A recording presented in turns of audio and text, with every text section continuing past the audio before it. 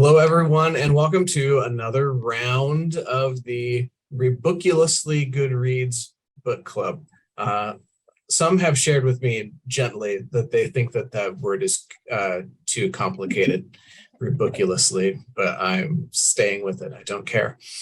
So what is this? This is a function of First Presbyterian Church in Hastings, Nebraska, where we read good reads and discuss them and go from there. So my name is Damon Jensen Heitman. I am one of the pastors at First Presbyterian Church in Hastings, and I'm joined by a couple of professors for this conversation. And let's start. Let's just go alphabetical order.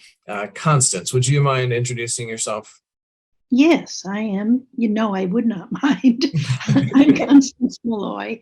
I'm a retired professor of English who has taught mostly at Hastings College, and I still like books. Oh, that's good. And Jenny. I am Jenny Welsh. I am currently teaching. I teach mostly writing classes these days. Every now and then I get to teach a lit-based class. I teach for Bellevue out of Omaha, and then I'm also teaching for CCC here in Hastings. Very nice. And folks who are joining our conversations will note and notice that Ann Bulkey is no longer with us. Sadly, Ann Bulkey died just this past year. She was another professor who joined us for these conversations. Ann Fairbanks Bulkey, folks may know her better by that combination of names. And she's a dear member of First Presbyterian Church, was a professor and at Hastings College for a number of years, and always had wonderful and wise insights into literature and into what exactly is the author trying to do when they do this sort of thing. So we wanted to start just by sharing a couple of things that we will miss as a result of not having Ann be able to join with us in these conversations. So I don't know, Jenny or Constance, would either of you like to start by sharing with us something that you'll miss?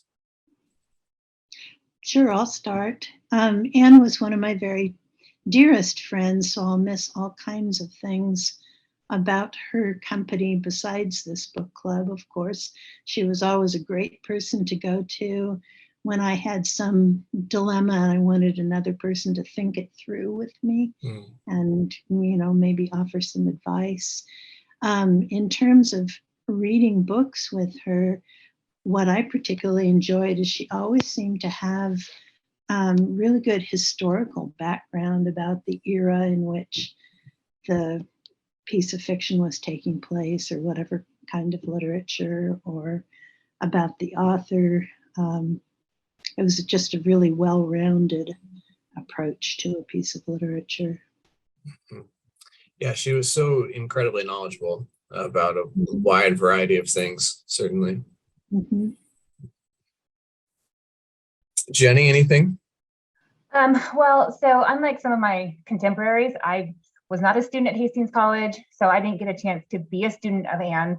But I feel like I've been very fortunate to be part of this group because it's like this own little independent study. So I've learned a lot from our discussions and from Ann, and I can see why she was so well liked as a teacher just from our conversations here that translated. I think in terms of what I will carry forward, like with her in my ear, on my shoulder as I read this book, since we've read the other two together, I'm going to be looking for baseball because that was one thing she was always pulling out was baseball. And also I think like you, Constance, Ann had maybe read all of these, right? Did she read like? I don't think so. Actually, she was getting tired of them. Well, that's what I remember is her frustrations, right? And I remember I seem to remember that she was pretty much ready to write Jack off. And I'm curious to see if we get more of that in the Lila version of this story that drives that home. I mean, I don't think it would take much for any of us to be done with Jack. But I think carrying that forward, I will definitely have Ann's voice in my head as we read. Sure. Yeah, there And we do get a little bit more about Lila's connection to St. Louis in this section. Not a lot, just little bits. But one of the things that I will miss about Anne is when she would read a passage from the book for us. She was an amazing, like she was, I don't know what skill this is technically called, but reading out loud.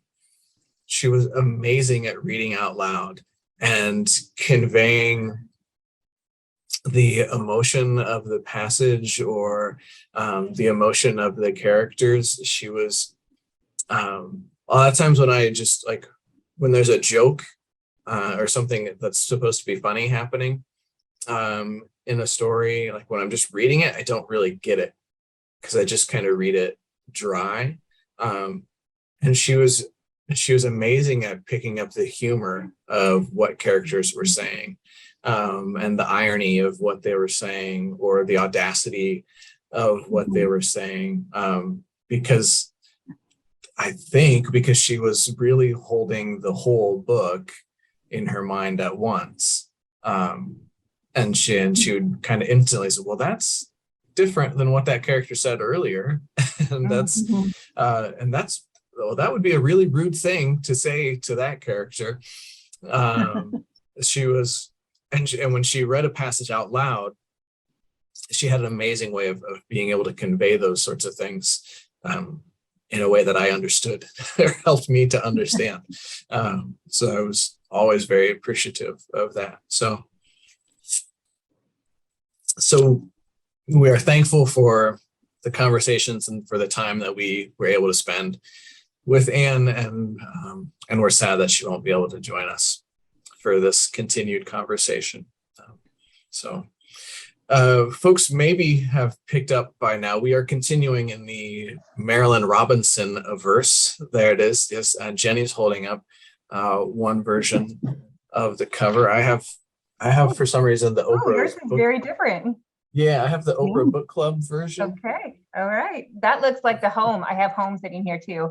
And sure. So that one looks like that. Yeah. Also Oprah. Yep. So we are reading Lila now. This is the third book in the Marilynne Robinson Gilead verse setting. And we are now, we read Gilead, which is sort of mostly from the perspective of Reverend Ames, and conveys some of his family history in the town. Then we read Home, which sort of conveys some of the family history of Ames's good friend, whose name we never decided how to pronounce. Boughton or Boughton, we're unsure. And his wayward son, Jack, and his less wayward daughter, whose name I don't remember. Glory. Glory, yes, thank you. And now we're reading Lila, which will convey to us hopefully the history and internal thinking of Lila, who we know mostly just as Reverend Ames' wife and mother of the child.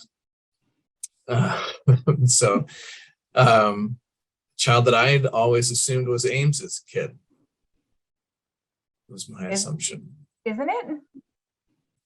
Is that what we're? Yes, it is. Yeah, I think so. Okay, I have some questions. Okay, you have some questions. Okay. Yeah, but Goodness.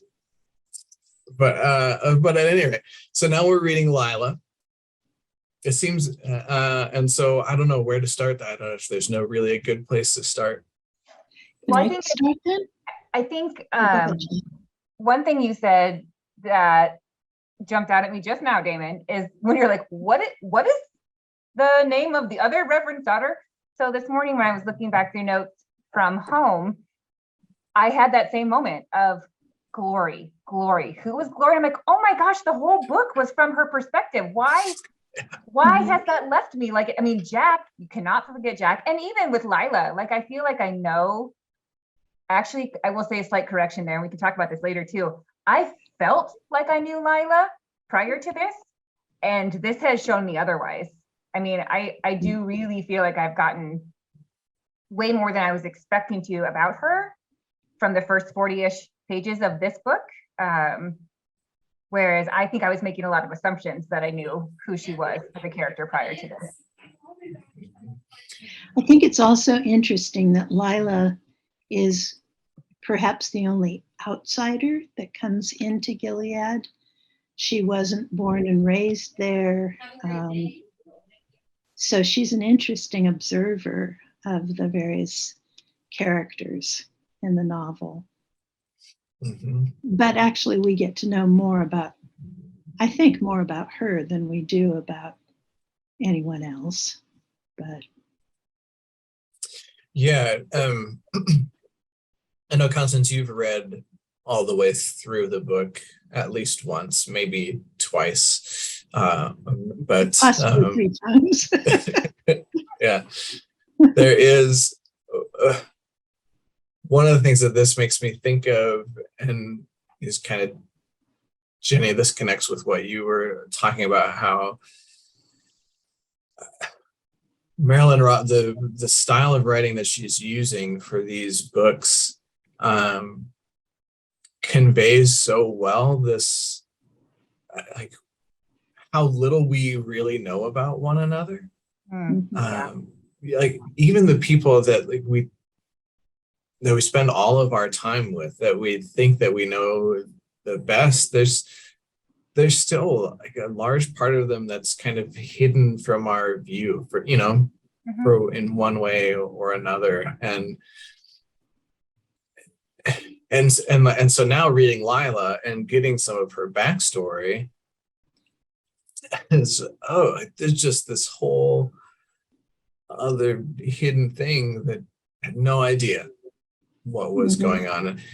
We make assumptions of the character, just like I think we make assumptions of everybody that we meet, everybody that we come across at the grocery store or on a Sunday morning. We make assumptions of, whether we really mean to or not, I think. Yeah, well, and here's a place for us to maybe start also, is that Lila's name is Lila kind of just completely by random, which also surprised me. So, and it was funny because when I read it, I'm like, oh, Doll named her. And then I went back and looked, like, no. It wasn't even Doll who named her. It was the old woman who doesn't even have a name, right? In the story, she's just the old woman, is how she's referred to in Lila's memory, is the one who says something like, I had a sister named Lila, give her a pretty name and maybe she'll turn out pretty. And I was floored by that, because Lila is such a big, I mean, she's not big presence as in like, bombastic, but big in importance, I think, to the story, because of how she comes in and changes the end of Ames's life and her interactions with Jack. And to your point, Constance, about being this outsider observer, I think those are really good words for her to describe her. I guess it just surprised me that her name, which seems so important, had that as you said, Damon, as the backstory. Yeah, names, I think, are really important in this whole quartet. Everybody's name is sort of associated with somebody else, or is sort of a mistake. Yes, yeah. And here she ends up with the name Lila Dahl, Dahl. So people assume she's Swedish or Norwegian or something. Yeah. Yeah, I hadn't, so I guess we should also just say, we really can't avoid spoilers, I don't think. So we're just gonna have to talk about things that get revealed in the book, but it'll be fine. I think I hadn't made the connection. So Jack is Boughton's wayward son, who is named for Reverend Ames. Right. John. And here we have Jack. Yeah. Yep. And here we have another character who's named for someone else's sister or sibling, whatever the case may be. But Mhm. so yeah, we first come across Lila when she's maybe 3 or 4, living in what we would call a state of neglect at the very least. Neglect is, a form of abuse. And she is taken from that house. The cats don't want to go near her anymore because she picks them up and hugs them too hard, essentially. And is taken from that house by a character whose name is Doll. And I don't know, so maybe just start that this character's origin. Did it surprise you? What did you find interesting about, and Doll takes her, she steals her, depending on your perspective. Yeah. I mean, there's so many questions that this opens up in terms of who is Doll in the first place? Why does she have this? Why does she, like, putting yourself in that situation? Would you, clearly Doll doesn't have like a real set, solid, sound, financially stable life herself. And so to take on a child, and a child who's clearly, not well and struggling and all of these things, that's such a big task for her to do. And so I'm fascinated by her as a person, as a character. And she also, you really see in these opening pages how much of Lila's experiences with Doll shaped Lila. I mean, we know this, right? That how early those early childhood years are to development and such. And obviously the situation she was in was horrible. But there are traces of Doll that you still see in grown-up Lila, I think. Oh, yeah. Like what? Well, the quiet. And there are several mentions where Doll, and maybe that other group that they end up with, but Doll for sure talks about being quiet and not making sounds and ruckus and stuff like that. And so I think you see a lot of that in Lila, in her sense of like not wanting to speak up, because she's not uneducated. Doll makes sure she goes to school, Lila can read. And so it's not that keeps her quiet. I think when she's with Ames or settling in the town, it's more so it's like she was raised in that way. Mm-hmm. Yeah. Constance, in your notes, someone says to just the child, to Lila, right?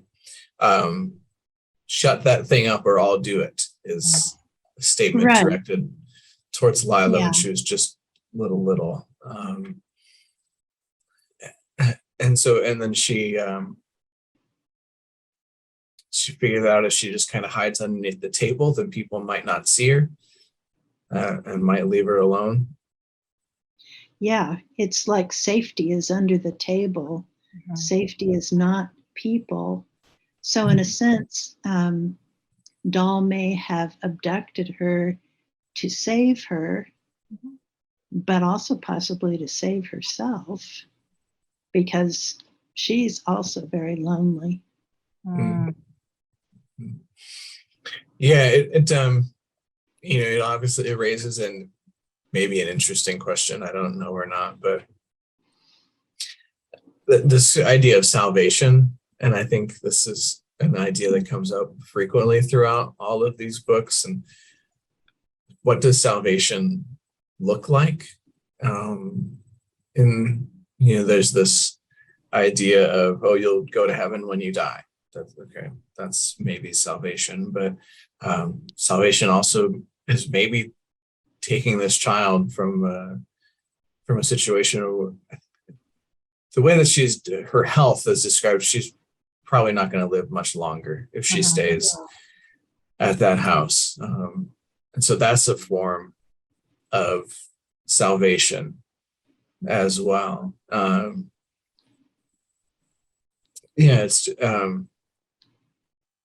I don't really know what to do with that, but but I think it's something to look for as the book continues. Like, what and we can talk, well, I'm sure we'll get to talking about the baptisms in the water, because that's, again, that carries over from book to book too.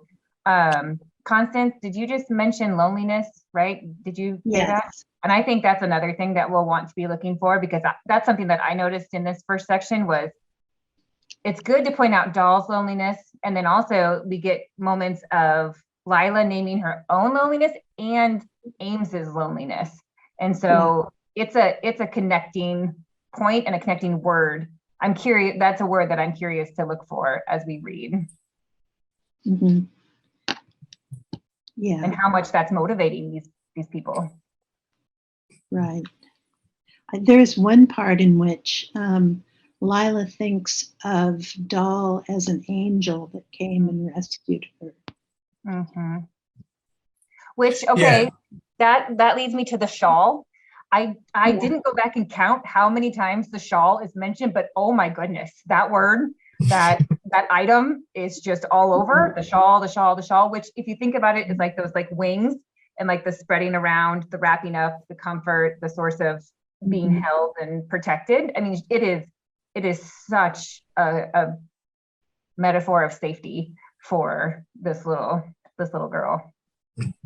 Right. I think even when she's at home with her people, Doll puts the shawl over her at night and then has to take it off again when she goes out to work. But then the shawl seems to be this source of comfort or security. Well, and it's almost like some sort of like maternal bonding tool. I don't know, like this idea of like she wraps the child up and holds her close and she can hear the heartbeat and all of these things. It's really working both ways for, I think, both of them. Yeah. I wanted to also mention that I think Doll is the one who made her that little baby out of a chestnut and fabric. And that's the one thing that Lila clings to. And she doesn't know she's being taken away, so she doesn't bring the doll with her. And she almost wants to run, go back to the house if she could find it to get that baby. I had forgotten that Doll made that for her, but I did remember that she was very upset that it had been left, which makes sense given that it was like her only possession, basically. Here I will channel Anne for a moment and discuss the irony of Doll giving her the doll. Right. There's a lot going on there. Yeah, it's interesting. I hadn't really made this connection before, but in talking about it, that when Moses and Aaron helped to lead the Israelites out of slavery in Egypt, and then they're wandering around in the desert, and at some point they all want to go back, because they're in the midst of this you don't know where we're going. We don't know where we're going. We're running out of food. We're running out of water. Wouldn't it be better for us to go back to Egypt, where at least we knew that we had food there? And you're thinking about Doll as the angel that carries Lila out to safety. It's interesting because she takes Lila on a night when it's raining, and she says to herself, kind of essentially, of course, all the nights that I choose to do this, it's a night when it's going to rain, and I don't really know where we're going. I don't know where. I really don't know where to take you. She says, so it's interesting to think that even like this act of salvation can still lead to this sort of this huge question mark of, okay, now what? What do we do now? And maybe it'd be better just to go back to Egypt for a little bit. Well, and this may be a little weird, so just hang with me for a second. And I had not thought of this previously, so it's not a fully formed thought. I'm warning you. Okay, but well, welcome to my brain, Jenny. Okay. So my point here is like listening to this and this discussion of like, the shawl and the closeness, the heartbeat, all of that stuff, and then leaving in the rain kind of feels like, and this would connect us to the baptism, an idea of birth, right? Of them like going through this. This is not just an easy moment. This is a hard, difficult labor, if you will, to get them into their life together. And it feels like the weather and the challenge that the weather presents, and then of course the illness that Lila's experiencing, it just seems to also add to that struggle and to that moment. Yeah, and then they get to the doll knows somebody, an old woman, where she thinks that they can stay at least for a little while. And they get there, and then there's this is another baptism, right? There's this whole scene of them washing doll and bathing her and trying to comb the knots out of her hair. And then they can't do it, and they just end up shaving a bunch of it off. Well, she has actually knits in her hair. Okay, thank you. And she has head lice. Yeah, and so it's to me, that's a baptism scene, but it's hard. This is the kid that screams and cries during the whole baptism. It's work to get that done in some ways. And then actually during that time when she's being sort of rescued at the old woman's house, twice she mentions hell. I mean, she swears, although she normally doesn't speak, which I think is a really interesting thing that we might talk about. She tells them they're going to hell with their backs broken or twice she condemns them to hell. And I'm sure she doesn't even know what she's talking about. She's just mimicking somebody who was angry. Yeah, and that gets caught up in the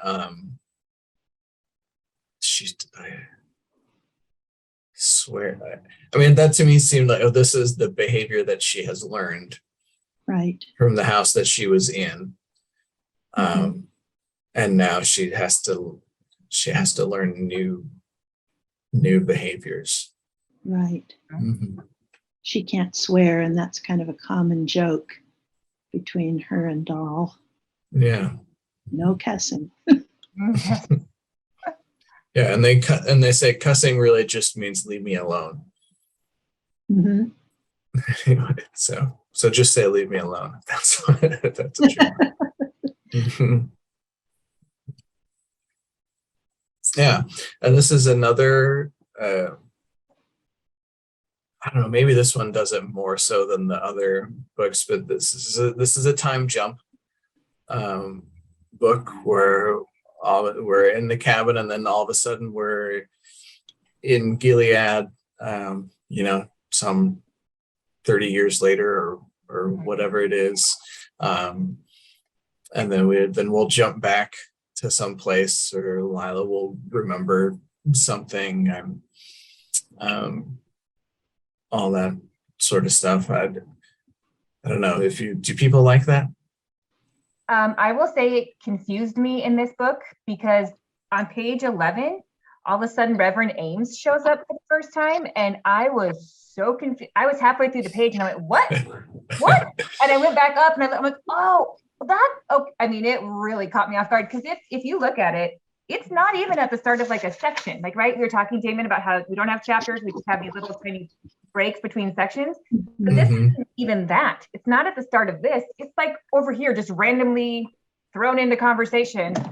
And I don't know, were the other books like that? Maybe, and I've just forgotten. But no, I think they were more linear, and I may be mistaken. But is this more of a reflection of Lila and just being inside her brain then? Well, yeah, she's not talking to somebody else for the most part, right, in this novel. Right, it's not a letter written to her future child or her son or whatever, like Ames's is. Right. Yeah, so I think it's just that interior reflection of how all of our thoughts jump around. Yeah. Right? My thoughts are not linear. but yeah, We're always forward and backward in our thoughts. Yes. And so this is really well done, I think, in that sense of the time hop, as you were saying. Yeah, and I actually, the place that you mentioned, Jenny, is the only place where I went, oh, whoa. From then on out, it was very smooth to go back and forth. And yeah, I don't know that any other instance was as jarring, but that one, I mean, it was startling. Mm-hmm. Yeah, I did find myself wondering if I hadn't read those other 2 books, how much would I be struggling? Yeah, good question. Right down to, and maybe I'd, I can't read it without having read those other 2, but it's interesting. Yeah, go ahead. Well, I was going to say, just to piggyback off of that, to think of each one of these, to me, it feels like, at least right now, that you really could read them in any order. Like, I don't know, maybe not. I suppose there are spoilers and things, but at the same time, it's not like some series where you have to go in a certain order, right? I mean, I feel like these stories are so layered, overlapping, hopping back and forth in time. Maybe it would stand alone as a known story, but also, yes, maybe it would be super confusing, more so than it already is, because we've already read the other 2. I'm not sure how that would work. I think it enriches the novel that we've read the other 2. Yeah. Yeah. And that question I put at the end of my notes, can somebody remind me of that? I know it's a porch scene, and it's where Jack is talking to Boughton and his father. No, his father is Boughton. He's talking to Boughton and Ames. And Lila comes and sits on the porch with them, and Jack is saying something about, basically, is it too late for me? Am I just doomed? And Lila, surprisingly, in that scene, I remember that it was surprising that she piped up and offered her opinion. Does either of you remember? Do you know which book that was? Says? Was that Home or Gilead? I think it's. I think it. I'm not sure. I think it might show up in both of them, actually. Oh, yeah, that could be. But I think Home. Yeah. I remember there was a porch scene in Home that was like 11 or 12 really pages long. Okay, yeah. So yeah, I think you're right, Tim, and I think it shows up in both, but it is super long in this book. In Home, right?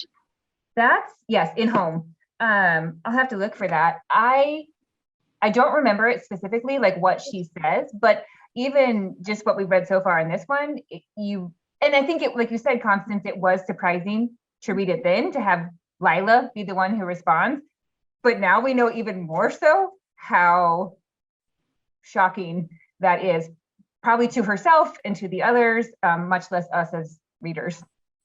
Yeah, I know she says something encouraging to Jack. Okay.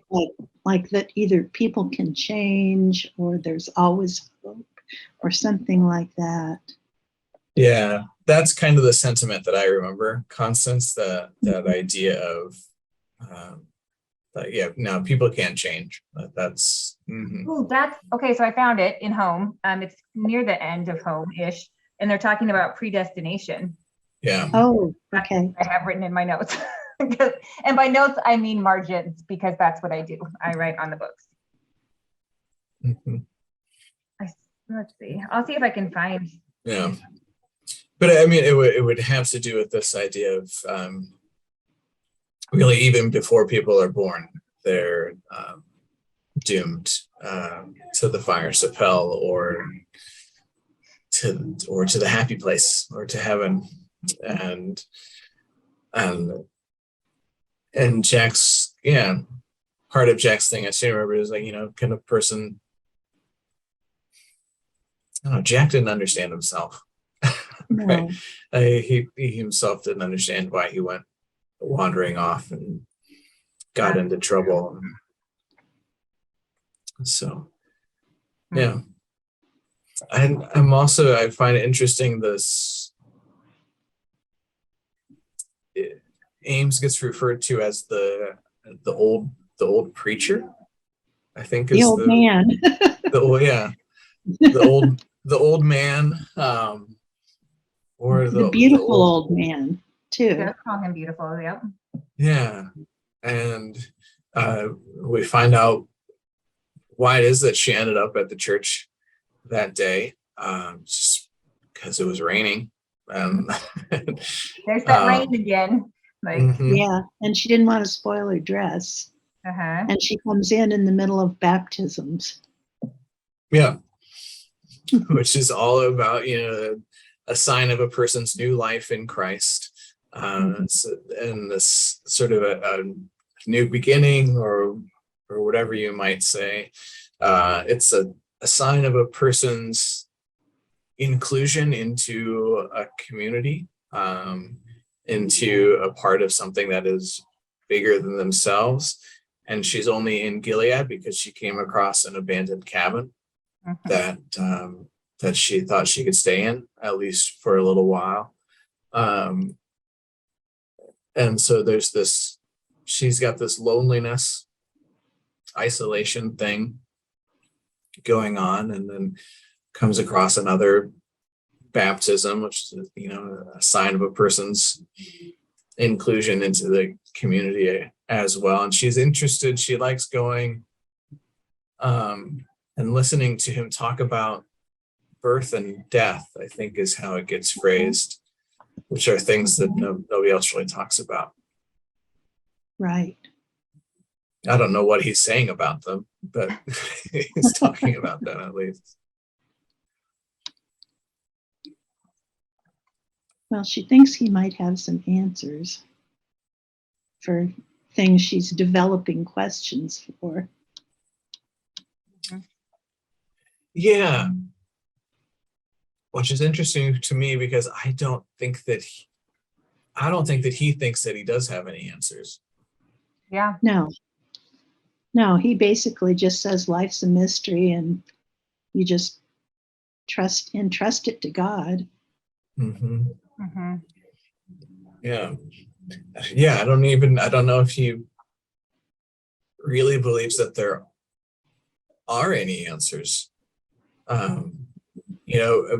At one point he says that he's kind of woefully unqualified to attempt to answer anybody's questions. And maybe you think, okay, that's just kind of a Midwestern, self-deprecating, humble sort of a thing. But I think he really likes the questions. And I don't think that he really believes that there are answers. But he still sees the value, I think, in considering and talking and all of that, just because he, like you said, whether it's Midwestern humble or just actual of realizing, like, I don't know, that doesn't shut him down. It just means, that he's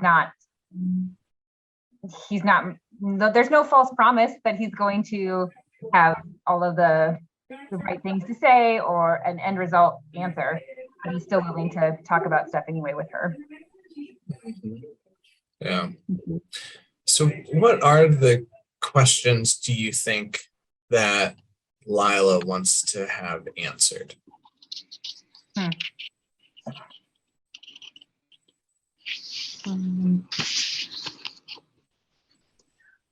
Well, okay, so I just happened to have this open to one of their conversations where she must show up at the house and he says, I'll make coffee. And she says, I don't even know why I come here. This is on page 29. I don't even know why I come here. So I'm not sure that, and I think that might be honest, but I would imagine that underneath that, if she was able to peel back some of the layers there, don't you suppose, like a lot of us, she's wondering about how she got to where she is and about her childhood and her experiences and why those things happened. I don't know if she's questioning salvation, like that word that you were talking about, Damon. Yeah. I think she does question that, and she's very curious about where she's come from and where she's going. Mm-hmm. Those are big questions on her mind. And I didn't realize the extent to which, I mean, I know we got some of her skittishness, and especially through Ames's eyes in the first book, but I don't think I realized until this book how close Constance used at it. She always has one hand on the door, or on the doorknob. Like there's no promise that she is staying here. I mean, she is just constantly like, maybe I'm leaving tomorrow. Like I'm not settled here. Mm-hmm. Well, she has a really hard time with trust, and that's understandable, isn't it? Yes, absolutely. I mean, certainly because her original family didn't take care of her adequately, and then I'm afraid I might be doing a spoiler here, but there's a short period during which, several days in which Doll leaves her with the other itinerant workers, and she's lost all faith in Doll for that period. Oh yeah, I mean, you could definitely see where abandonment, separation, all of that stuff is going to be super hard for Lila based on her early experiences. Yeah, she so she and Doll takes her from the house. They're kind of wandering around. They work their way into a group of sort of itinerant workers.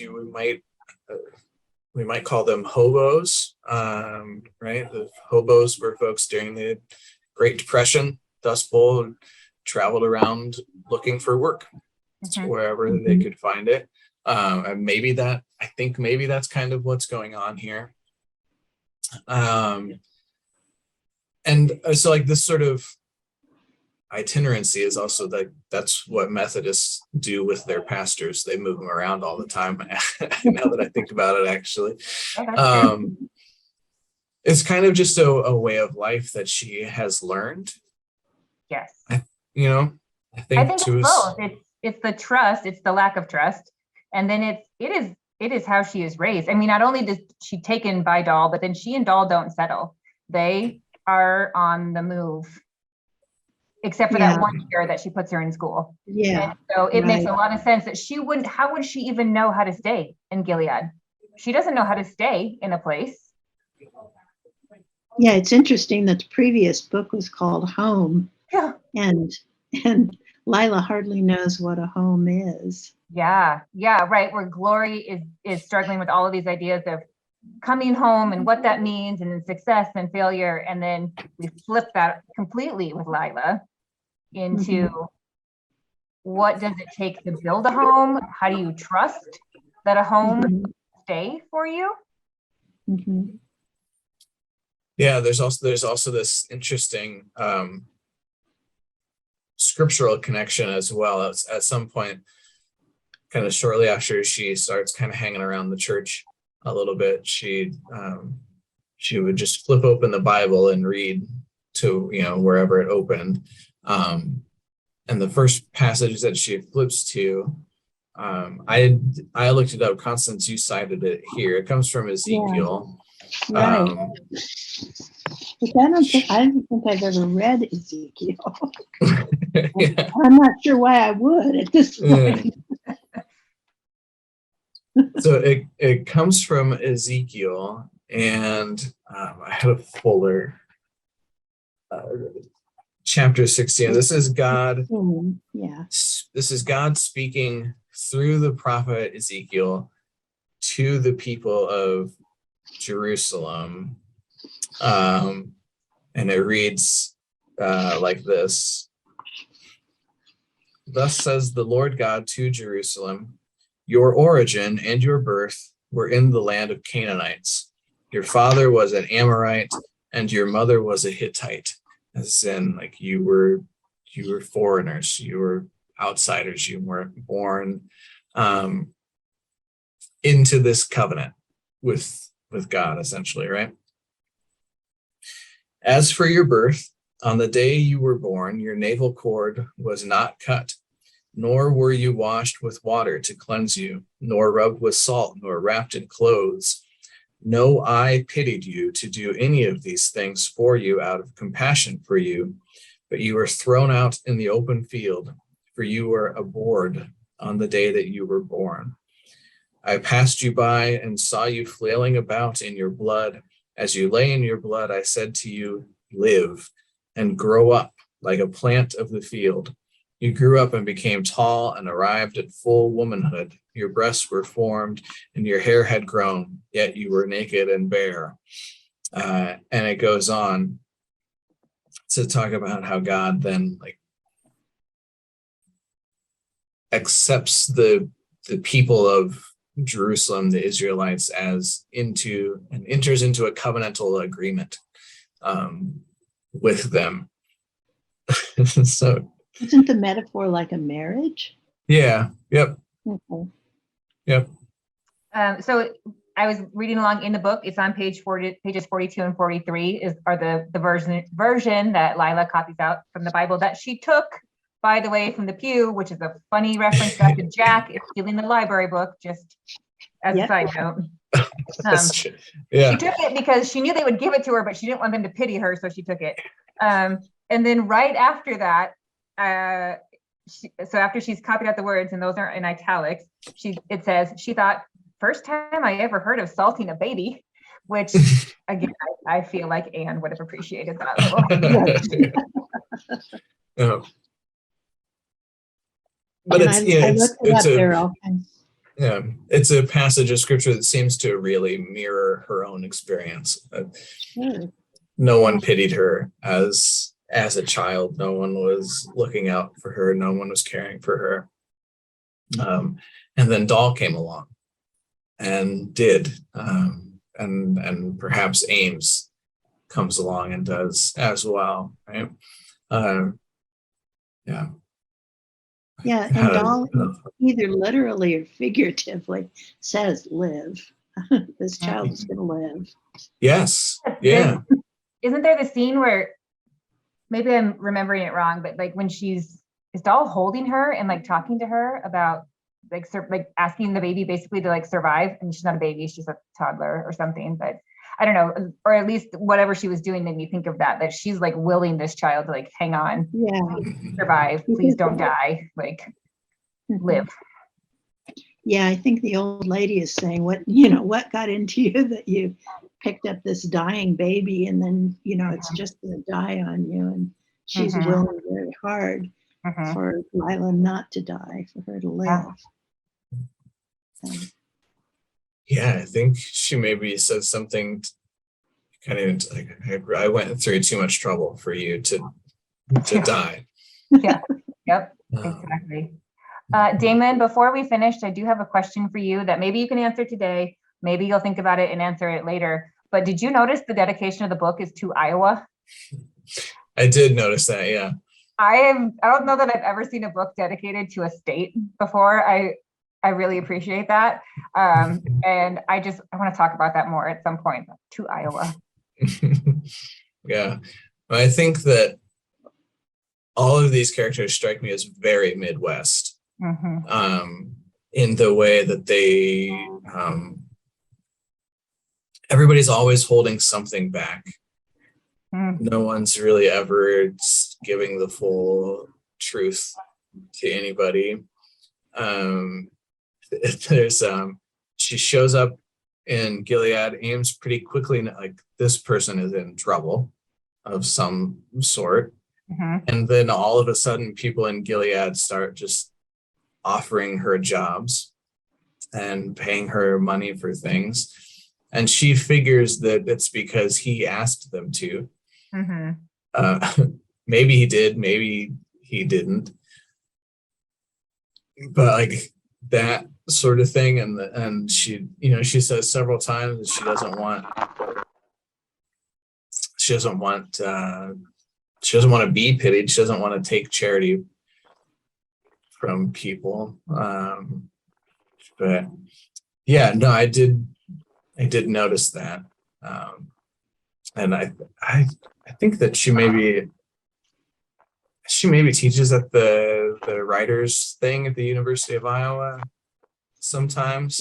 She was part of that, I think. Yeah, Or went through it as well. So yeah, to do with that. But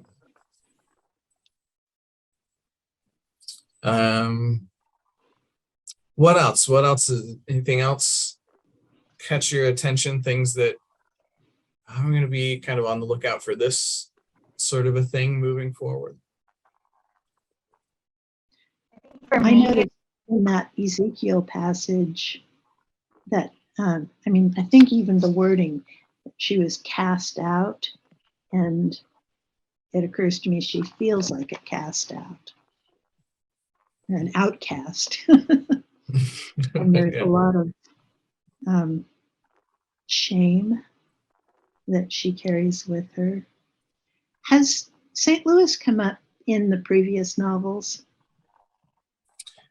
Only I know vague. you mentioned something about that, Jenny, in your notes. yes. Okay, first, I hope I'm not too far behind. My audio suddenly went wild on me, and you both sound like robots to me. So I hope I'm still. Sorry. I don't know what that is. Yes, you also sound like a garbled kind of, like a robot going through a disposal is kind of what you sound like. What a put down, Jenny. So, well, I think it's a cool voice doing it. so. I think Constance, from my recollection, and Jenny, you can nod along if you think that this is accurate. We know that Jack lived in St. Louis for some time, and that is where Jack met his lady friend, fiance. Okay. Yeah, who the mother of his child, who he was trying to marry. I don't think they ever actually got married, because her father essentially forbade it. Well, a lot of people forbade it. It was. So yeah, and my sense of this is, I guess I'm more curious about what Lila's experience in St. Louis was. It seems to me the implication is that she was surviving maybe as a prostitute, or at least working in a house of prostitution, and then ends up in Gilead shortly thereafter, which is why I had questions about the fatherhood of her son.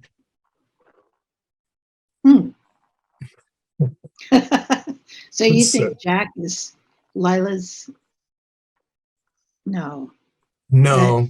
Her son is, I think Lila's son is sired by Jack? No, I think Lila's son just may not be Ames's son. Because he's just referred to as the boy. She refers to him as the boy. At some point, she kind of wonders, like, if I left, would the boy just stay here, or he's not referred to as our son, and why would there be a question about it? So I don't know, but you've read the whole thing, and you never had that question, so no. But it's interesting to think about. So maybe Okay.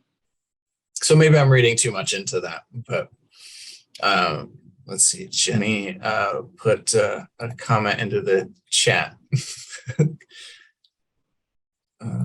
Bringing it up again. Oh, just Jenny also be looking for this. Things like water, of course, and loneliness moving forward. So, Constance, anything that you're going to be looking for, or you want us to look for? You already know where all the things are. Well, I'm still putting them all together. I don't know. That's fine. I'll have to sit down after this conversation and, toy with it. Yeah. So, well, I think this might be a good place for us to wrap up our conversation. It looks as though Jenny's something has gone awry. Yes, something has gone awry. There, maybe she went to St. Louis. I don't know. So. Oh no, that Jenny wouldn't do that. No. So, so this seems like a good place to stop. So folks can hopefully pick this up. Hopefully, be able to join us for a conversation. We'll have like an open conversation next week. We'll probably have an in-person and a via Zoom option for that. I'll send out a bunch of emails to folks going forward, and otherwise the three of us will be back in 2 weeks to go about things again. So with all those things said and done, then for Constance and Jenny and myself, until next time, toodaloo. Cheerio.